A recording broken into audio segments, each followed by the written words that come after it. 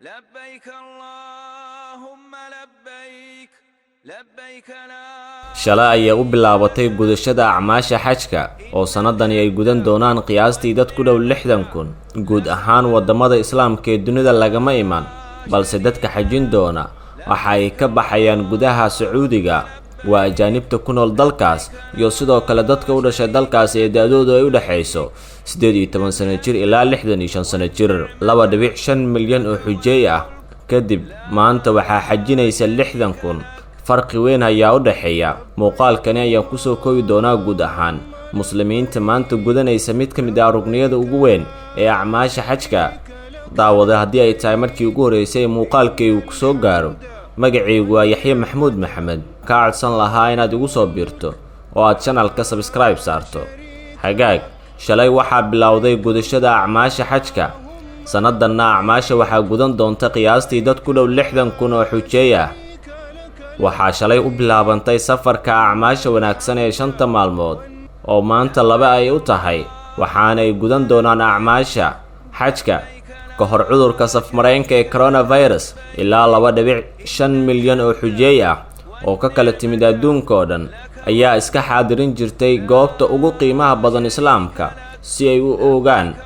tiirka ka mid ah 5 tiir ee islaamka ee xajka balse xayiraadaha la xiriira coronavirus ee isu imaatinka waaweyn darteed xujeeyda ajaanibta ah looma ogolaan inay xajka mar kale gutaan sanadan kaliya 60,000 oo la talaalay ahna muwaadiniinta Sacuudiga iyo ajaanibta degan dalkaas ee da'doodu ay u dhaxayso 18 ilaa 65 ayaa loo ogolaaday inay iska diiwaan geliyaan xajka sanadan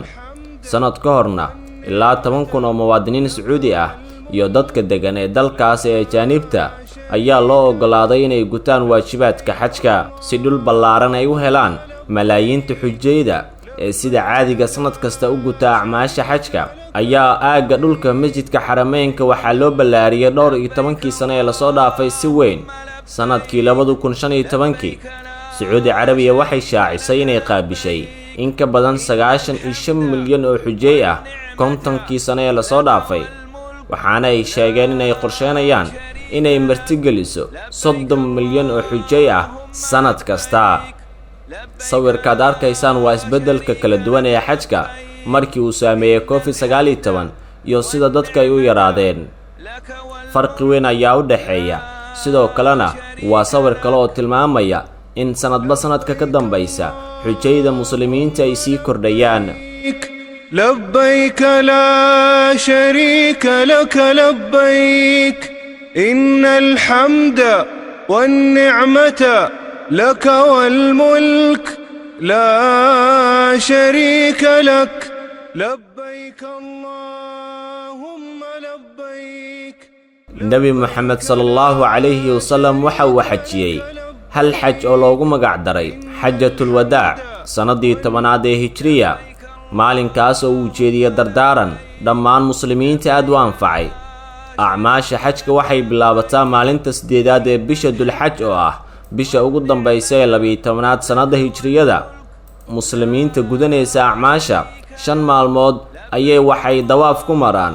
minna buurta Carafa Musdalifa Jamaraad ama dhagax tuurka iyo Kacbada markii ugu horeysay oo xujeeyadii ugu badneed xajiso sanadii 2012 ku dhawaad 3.2 milyan oo xujeey ah oo ka kala yimid in ka badan 190 wadan kuwaas oo xajiyay hal sano un kadibna saameyn ayay dhalisay taa sanadkii xiga ku dhawaad 1 milyan oo xujeey ah ayaa laga reebay xajka sabab la xiriirta cudurka dilaacay ee xilligaas ee Mariska kaas oo nafmareenka ku dhaca dadkan ay kala qaadaan sanadkii 2020 kadib markii uu dilaacay COVID-19 saraakiisha Sacuudiga waxay ku dhawaaqeen inay u ogolaanayaan oo kaliya qiyaastii 10,000 oo xujeey ah oo degan boqortooyada Sacuudi Carabiya si ay u gutaan waajibaadka xajka iyadoo aan la ogolaan doonin booqadayaasha dibadda ka imaanaya ee doonaya inay xajiyaan sanadkan ilaa 60,000 oo muwaadiniin ah kuwaas oo la talaalay iyo dadka degan Sacuudi Carabiya da'dooduna ay u dhaxayso 18 ilaa 65 ayaa loo ogolaaday inay gutaan gudashada waajibaadka xajka haweeney 50 sano jir ah una dhalatay dalka Sacuudiga ayaa sheegtay inay aadayaan xajka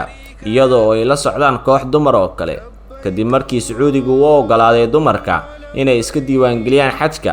iyagoo aan helin nin muxram ah waana markii ugu horeysay ebed ee sidaas ay dhacdo wasiir ku-xigeenka wasaaradda caafimaadka boqortooyada Sacuudi Carabiya Hani Jokdar ayaa xustay in go'aanka lagu xadidayo ka qaybgalku yahay wanaag aad u weyn maadaama aysan doonayn in xajka sanadkan uu isku bedelo goob uu ku faafo cudurka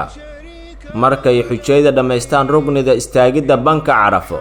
muslimiinta kale ee dunida waxay u tahay maalinta koowaad ee Ciidul Adha oo ah ciidda labaad ee ugu weyn ciidaha islaamka kadib Ciidul Fidriga saddexda maalin ee ayaamu tashriiqa xujayda waxay soo gabagabeeyaan camalkooda oo ah gudashada waajibaadka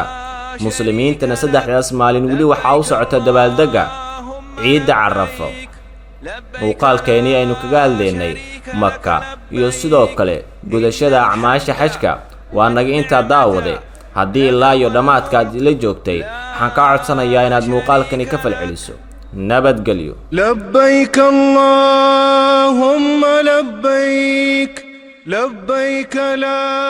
شريك لك لبيك